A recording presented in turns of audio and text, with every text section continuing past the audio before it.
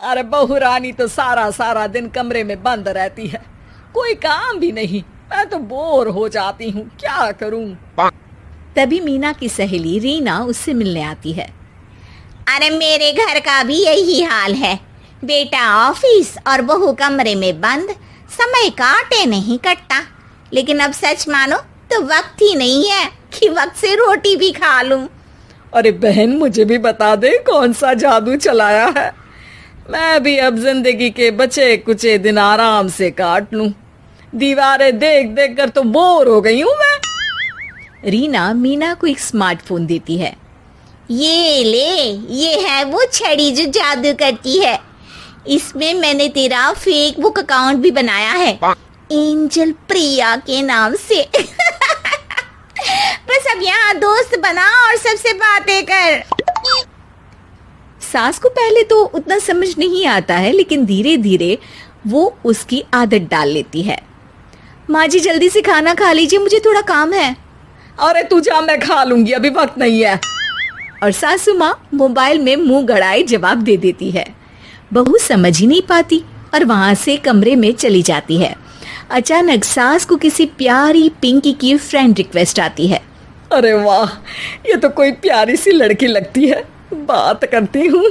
सास friend request अपनाकर बात करने लगती है। अब क्या था, सास सारा दिन उस सहेली से बात करती, अपनी कहती उसकी सुनती। एक दिन सास फोन पर ही सरगड़ाए, अरे बहू जरा मंदिर के लिए थाली सजा दे, आज कीर्तन है। बहू फोन पर किसी को मैसेज टाइप करते कहती है, माँ जी क्या है, अब मुझे क्या पता कि आपको कौन कौन से भगवान की पूजा करनी होती है। तभी सास के पास कोई मैसेज आता है। अच्छा अच्छा ठीक है, रहने दे, मैं ही कर लूंगी। अब मैंने मना थोड़ी ना किया है, कर देती हूँ मैं। अब मैंने भी बोला ना कि थोड़ी देर में बात करती हूँ, तो मैं ही कर लेती हूँ, तू जा अपने कमरे में। बहू वहां से चली जाती है। सास मंदिर पहुंचती है और मंदिर की सीढ़ियों पर बैठकर सास फोन पर लिखती है, अरे मेरी बहू सारा दिन अपने कमरे में बैठी रहती है। वहां से रिप्लाई आता है, मैं आपकी बहू को तो जानती नहीं हूँ, लेकिन हाँ एक बात है, हो सकता है आपने उसे ताने दिए होंगे या फिर उसका दिल दुखाया होगा। ऐसा करने पर बहुओं का मन ससुराल से हट जाता है। याद रखिए, बहू और बेटी में फर्क होता है।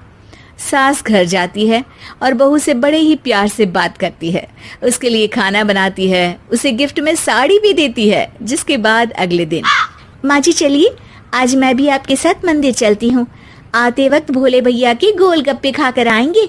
अरे हाँ बहू, ये तो अच्छा है, चलो। सास मन में सोचती है कि उसकी फेक बुक वाली दोस्त कितनी अच्छी है। उसके समझाने से उसे उसकी बहू वापस मिल गई।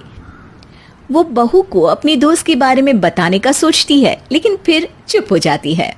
बहू फोन पर टाइप करती है, मेरी सास मुझे नौकरानी समझती है, एक गिलास पानी तक खुद नहीं लेती। मन तो करता है कि बोल दूं, मैं बहू हूँ, कोई नौकरानी नहीं। वहां से रिप्लाई आता है, देखो तुम्हारी सास को तो मैं भी नहीं जानती, लेकिन वो बुजुर्ग होंगी, पूरा जीवन उन्होंने घर गृहस्थी चूल्हा चौका में निकाल दिया। और फिर तुम ये भी मत भूलो कि जिस पति पर तुमको इतना गर्व है, उसे भी शिक्षा उन्होंने ही दी है। तो जिसने तुम्हें इतना दिया, क्या तुम उनकी थोड़ी सी सेवा नहीं कर सकती।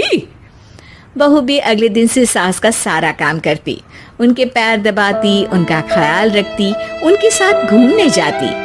एक दिन सास, बहू ये लो मेरा हीरे का हार। पहले तो सोचा था कि अपनी बेटी को दूंगी, लेकिन आज जब मेरे हाथ पैर में दर्द था तो तुम मेरा साथ दे रही थी। समय पर खाना पानी देकर तुमने ही मेरा बुढ़ापे में साथ दिया। उसके हिस्से का बहुत कुछ मैं उसे दे चुकी हूँ, लेकिन ये अब तेरा। बहू तो ये देखकर खुशी से उछल ही जाती है। वो सास को गले लगाकर कहती है, माँ जी आप सच में बहुत अच्छी है। भला हो उस एंजल प्रिया का जिसने मुझे आपसे वापस मिलवा दिया, वरना मैं तो हमेशा आपको गलत ही समझती। मैं तो सोचती थी काश वो एंजल प्रिया मेरी सास होती। क्या नाम लिया बहू? एंजल प्रिया तेरी फेक बुक फ्रेंड है? हाँ माँ जी, वो बहुत अच्छी है। उन्होंने ही मुझे बताया कि सास की कीमत क्या होती है। अरे बहू, कहीं तू प्यारी पिंकी तो नहीं? जी माँ जी, मैं ही हूँ प्यारी पिंकी। क्यों? सास बहू को गले लगाकर कहती है।